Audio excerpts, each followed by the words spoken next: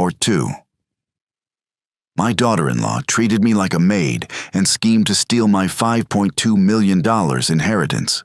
As mentioned earlier, they saw me as weak and disposable. But when Lily slid those papers across the table, she had no idea I'd already started building my case in silence. Lily poured herself wine, swirled it like she was directing a play. "It's just financial housekeeping," she said unprompted. "Standard stuff. We're making sure everything's protected." She said protected like it wasn't already being plotted. I nodded slowly, lifted a page, squinted. "I'm not sure I understand this word. What's irrevocable mean?" Lily laughed. "It just makes things easier. Legal talk, nothing to worry about." I turned to Thomas. "Do you know what's in this?" He looked up at last. His eyes were distant. "It's just to help us help you." I smiled faintly, turned another page. My hands shook just enough to look believable. "Do I need a lawyer to review this?" Lily stiffened. "That's not necessary. We already had someone check it. It's clean. We're simplifying things." I laughed a little. "Well, that makes sense. I'm not as sharp as I used to be." A lie. But they bought it. She thought I would sign that night. That I'd shuffle to the pen and give away the life they thought I didn't have. But instead, I nodded at each page. Asked her to explain more clauses.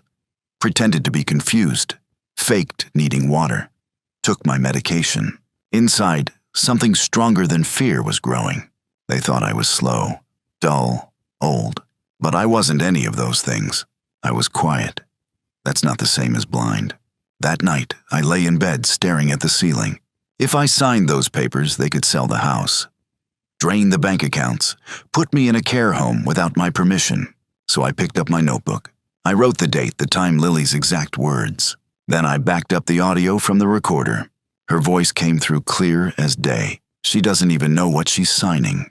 They wanted me to disappear. I wasn't going to let them get away with it. It all started with a smile. That's how most of Lily's traps began. "We scheduled a quick checkup for you, Rebecca," she said one morning over stale toast and forced politeness. "Just a basic wellness visit. You know, at your age, it's important to stay ahead of things." Thomas nodded without looking up. "Just routine, Mom." Lily said her friend recommended the clinic. "They're great with older patients," she added. I didn't protest. Arguing only gave her more fuel to play the concerned daughter-in-law. So I nodded and sipped my tea, the tea I now brewed myself always. I had stopped letting Lily pour my drinks weeks earlier.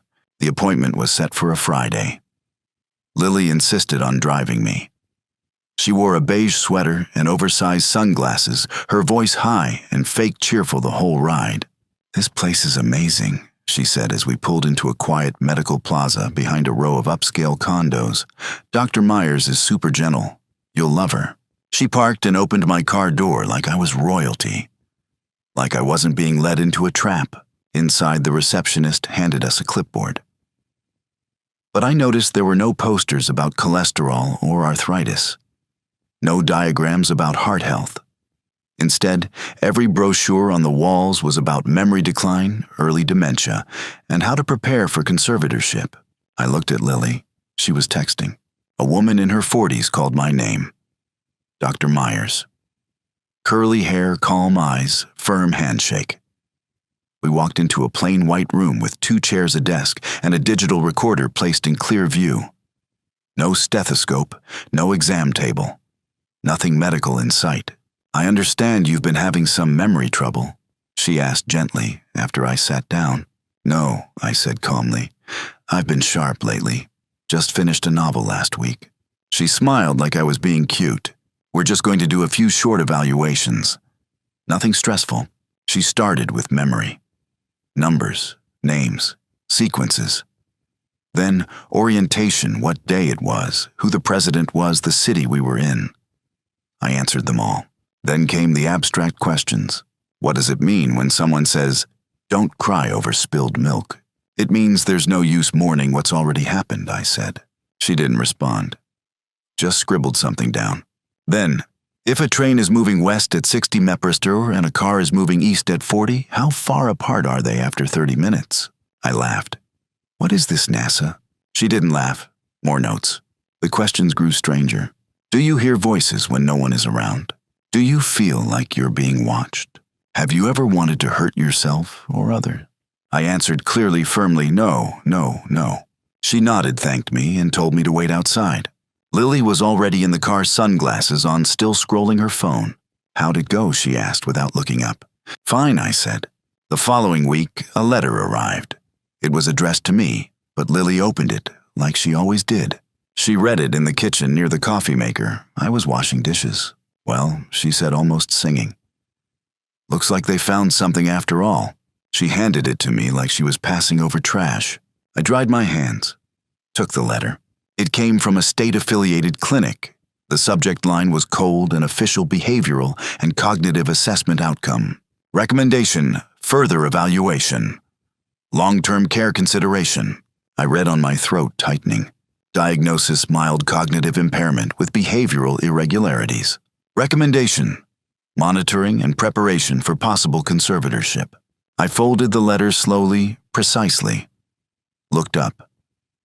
Thomas was in the hallway watching. He said nothing. Lily just smiled and walked away humming. They were moving forward with their plan to label me legally incompetent. To take over the accounts, the house, everything they thought I was hiding. They expected me to vanish quietly into a facility somewhere out of sight and out of their way.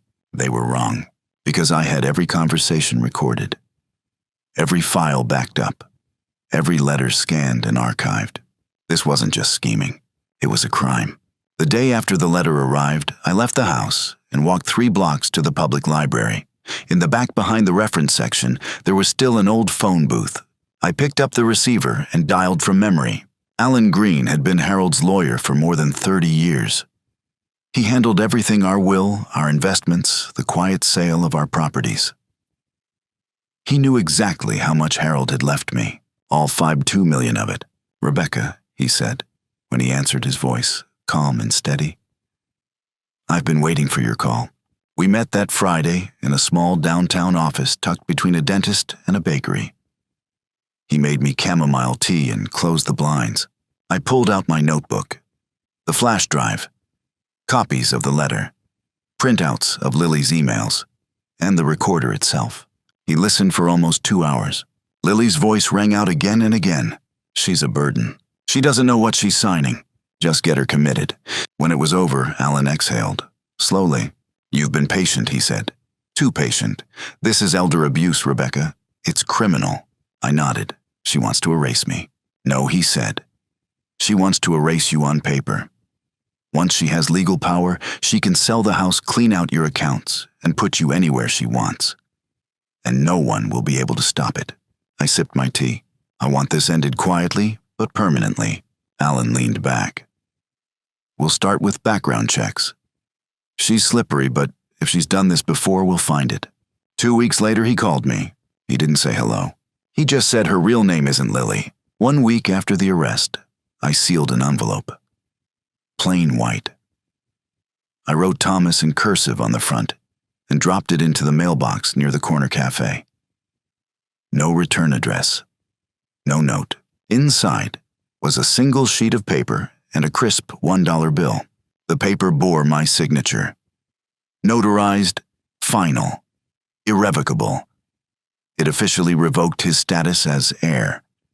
Revoked his authority over any of my affairs. Revoked everything he thought he'd quietly inherit while standing beside a woman like Lily. For your silence, I wrote above the dollar. This is all you get. I didn't expect a reply. But 3 days later, there was a knock at my door. I let it ring twice before answering. Thomas stood there. He was wearing the same blazer from the PTA meeting. It was wrinkled, stained. His hair was uncombed, eyes puffy. He looked like a boy again, a lost one. He held the envelope in one hand. Mom, he whispered. I said nothing. He stepped forward. I didn't know it was this bad.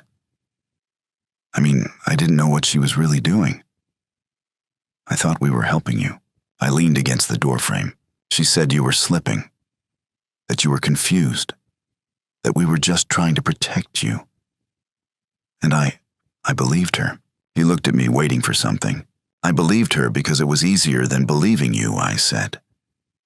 Because I didn't shout. Because I didn't beg. His voice cracked.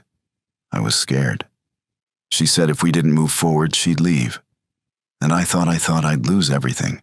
You lost more than you realize, I said. He stepped closer. Then he sank to his knees. Quietly. No dramatics. Just a slow collapse, like something inside him had finally caved in. Please, he said. Please don't do this. You're all I have left. I stood there for a long moment. Then I stepped back and closed the door. I didn't slam it. I didn't lock it. I just let it rest in the frame, quiet, steady, more honest than any apology he could ever give. That night, I packed 2 suitcases. 1 carry-on. My passport untouched for 15 years. Alan had arranged everything. Flights, housing, transfers.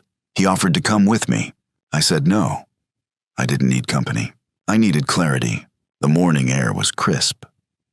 I waited on the curb for the car. The city moved around me fast, loud, indifferent. But I felt still. Rooted, calm. I left no note, no farewell. At the airport, the woman at the gate smiled politely, unaware of the weight I carried. The flight was long and smooth. I didn't sleep. When the plane landed in Venice, the sunlight was gold, thick and warm. It spilled across the canals like a secret finally spoken. I stepped out of the terminal and inhaled deeply. The air smelled like salt and old stone. I smiled. Not the smile I used to fake to keep peace. A real one. The kind that rises from the chest when you finally remember who you are. I took a water taxi to a quiet inn near the Rialto Bridge. My room was simple. White sheets, arched windows, a small balcony that overlooked the canal. That evening, I sat on the balcony with a glass of wine and watched the skies shift from tangerine to lavender. No one asked me to cook. No one asked me to sign anything. No one told me I was a burden. I was free, truly free. I thought of Harold, how he used to joke about retiring in Italy. One day he'd say, when we're too old to matter, we'll disappear somewhere and live like emperors in disguise. I looked out over the water and whispered, we made it, love. I made it. The next morning, I walked to the open-air market. I bought a bouquet of sunflowers and placed them on the windowsill, letting them soak in the light. Then I sat down and wrote a single sentence in my journal. I used to be the maid no one needed. Now I am the mistress of my own life, and I meant every word. Thank you for listening to my story. If it reminded you of someone, your mother, your grandmother, or even yourself, then you understand why I had to tell it. Because sometimes the quietest woman in the room holds the loudest truth, and sometimes the one they treat like a guest is actually the one who owns the house. Thank you for listening to today's stories. If you enjoyed listening, please like and subscribe if you haven't done so already. Also, leave a comment below to share your thoughts on what happened. Take care.